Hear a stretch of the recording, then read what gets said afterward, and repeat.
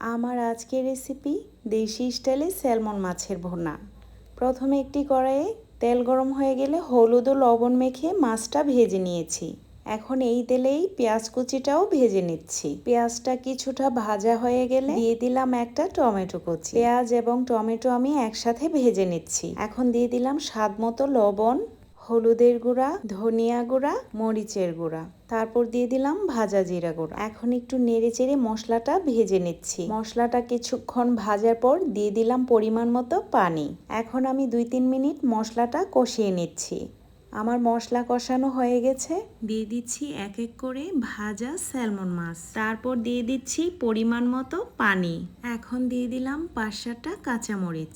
এই পর্যায়ে ঢাকনা দিয়ে ঢেকে 10 মিনিটের মতো রান্না করে নেব।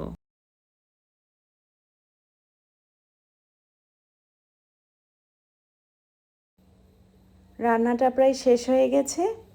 এখন আমি দিয়ে দিচ্ছি ধনিয়া পাতা কুচি। তো ভিডিওটি যদি আপনাদের ভালো লেগে থাকে, লাইক, কমেন্ট এবং শেয়ার করতে ভুলবেন না। Thanks for watching my video.